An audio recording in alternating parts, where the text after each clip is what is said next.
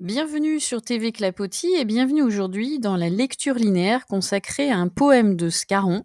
Vous faites voir des eaux.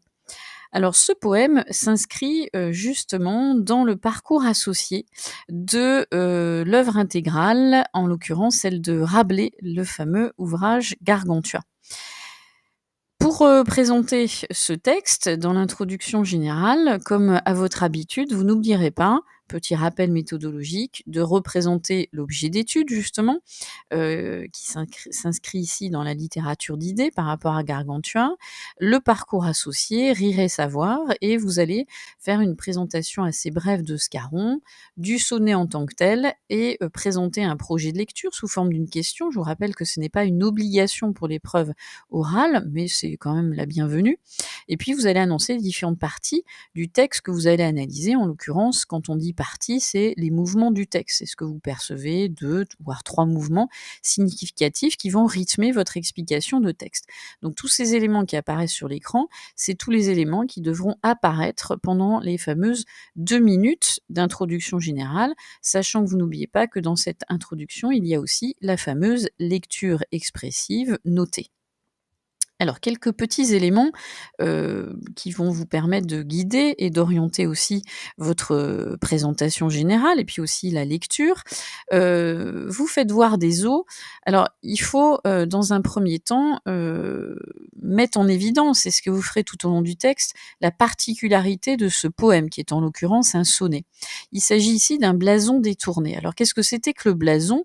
C'était une technique qu'on utilisait du temps du XVIe siècle, à la Pléiade, mais aussi ça s'est poursuivi à l'époque de Scarron, en l'occurrence le début du XVIIe siècle, milieu XVIIe siècle. Le blason consistait à faire émerger la beauté féminine. Et ce blason se focalisait sur une partie justement de la femme, qui pouvait être les yeux, la bouche, tout ce qui faisait émerger et qui mettait en évidence justement sa beauté, à la fois physique et morale.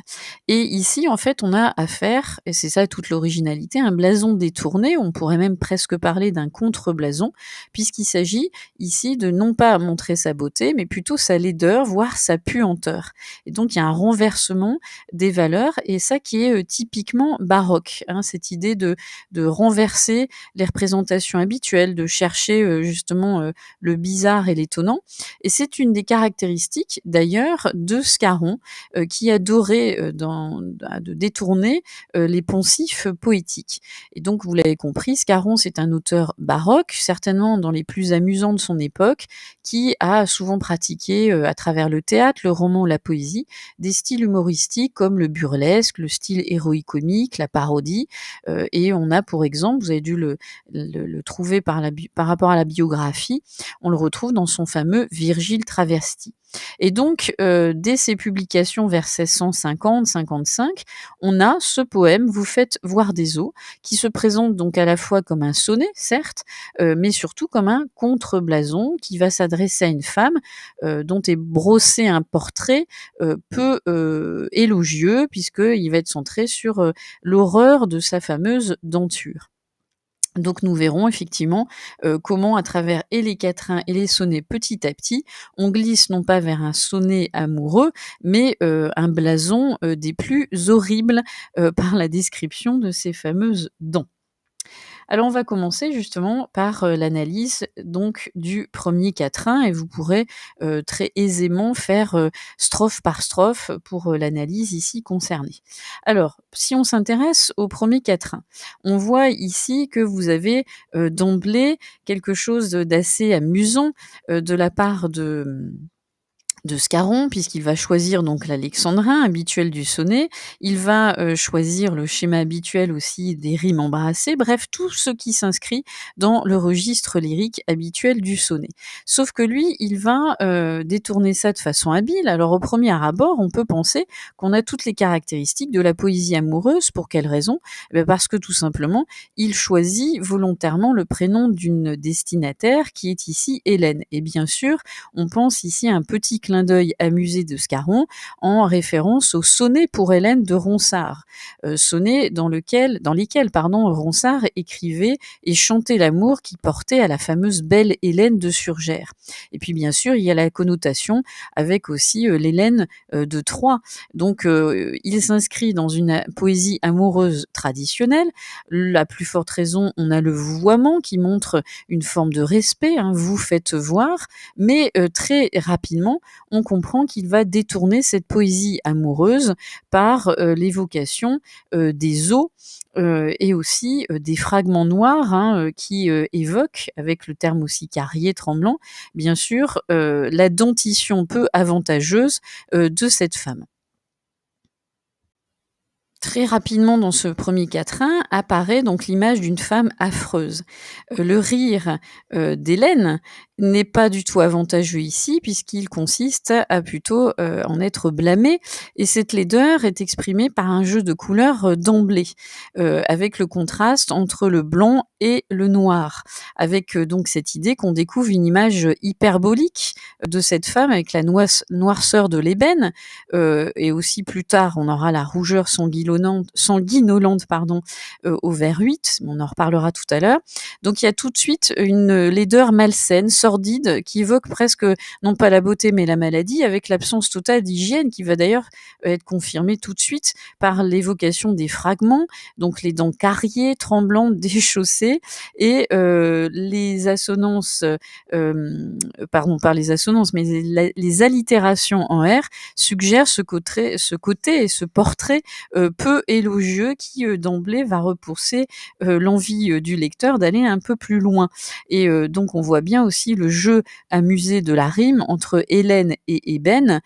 Hélène, donc ce qu'on a évoqué tout à l'heure, un portrait semble-t-il flatteur avec toute la référence à Ronsard et à la mythologie, qui ici renvoie à ébène, la couleur noire, qui pourrait être effectivement une couleur des plus nobles, mais qui évoque plutôt ici cette dentition carriée. Ce portrait, bien sûr, peu élogieux, se poursuit dans le deuxième quatrain et conforte cette idée de laideur qui s'installe. On le voit bien donc si on zoome sur ici le passage. Le contreblason se confirme en effet dans ce deuxième quatrain, et le champ lexical de la denture, qui avait été amorcé au vers 4 avec Carrier, se confirme avec l'évocation de la gencive, et on voit bien ici qu'on a cette technique, hein, du blason traditionnel qu'utilise Scarron, c'est-à-dire que la description, qui est bien sûr avant tout visuelle, va se confirmer et rentrer davantage dans le détail physique, qui va se préciser et qui va devenir de plus en plus méthodique. On a des précisions quant à la gencive, bien sûr, qui, avec ses dents qui ne tiennent qu'à peine, quand vous éclatez à vous rompre les flancs, il y a justement ce côté très visuel, très mise en scène, qui montre ici que le poète donne des précisions sur les couleurs, les connotations aussi, avec les termes déchaussé et sanglant, montre bien qu'il fournit davantage de précisions sur l'état des dents, et il est méthodique, en particulier dans la façon de concevoir sa description, qui va être aussi appuyée par des termes, hein, très forts qui soulignent des mentions corporelles et qui montrent petit à petit la décrépitude interne de la femme.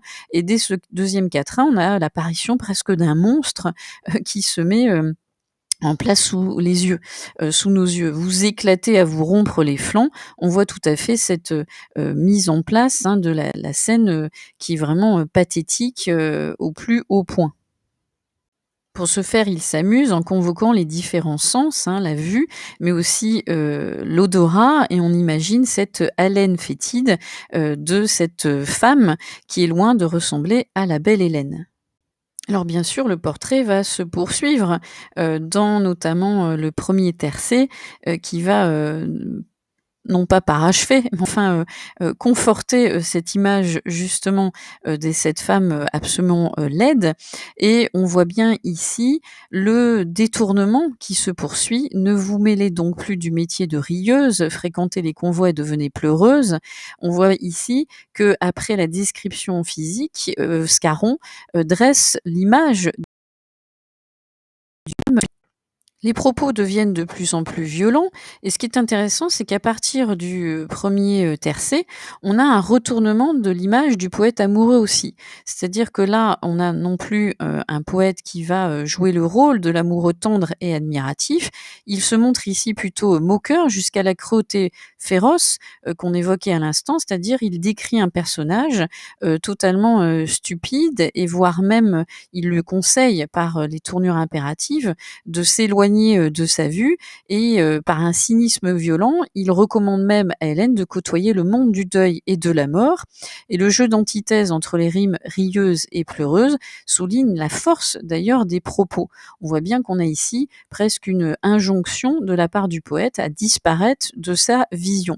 On a donc ce côté très cruel qui se met ici en place. Et donc, ne vous mêlez donc plus à la tournure négative fréquentée, c'est presque un ordre et un impératif très violent de la part du poète qui, encore une fois, donc montre bien qu'ici, il n'a absolument plus, l'intention de l'avoir, en face de lui. Un cynisme donc violent qui, va se poursuivre dans le dernier et donc le 2e tercet qu'on voit ici, apparaître et là vous avez, vous riez encore et vous branlez la tête, riez tout votre soûl, riez vilaine bête, pourvu que vous creviez de rire, il me suffit.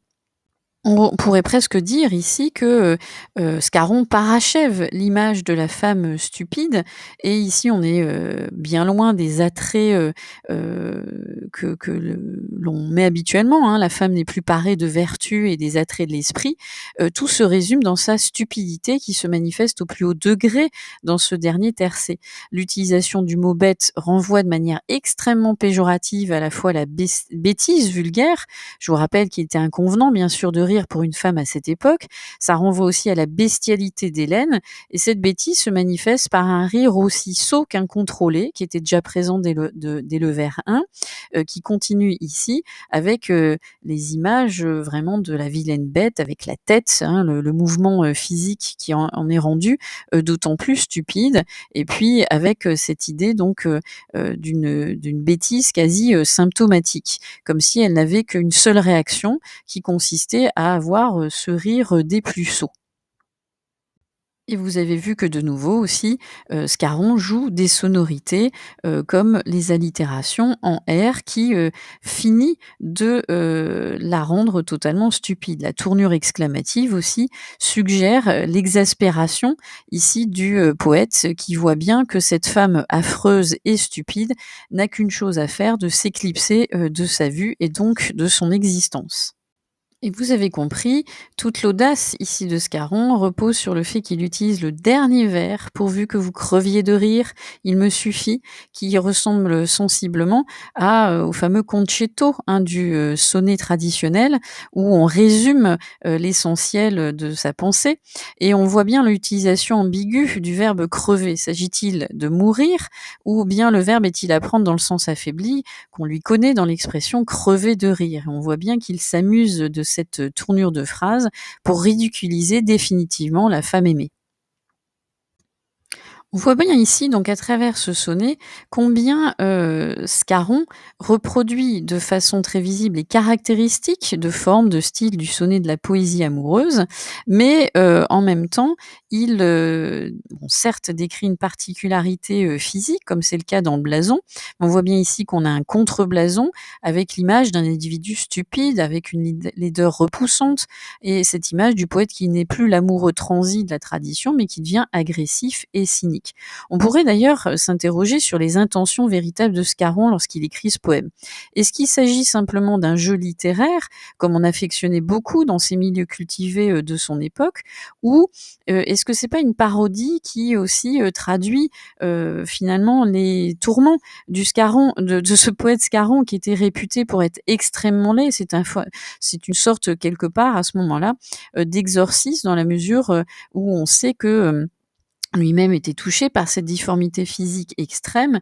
Donc on voit bien ici comment aussi le rire devient un moyen d'exorciser ses propres tourments et de détourner le véritable sens profond que l'on veut accorder au poème. Bien sûr, pour rapprocher tout cela de Gargantua et donc de Rabelais, vous montrerez ainsi la finalité du rire qui peut être multiple, s'amuser, parodier ou donner un sens un peu plus profond philosophique sur sa propre personne en tant qu'artiste.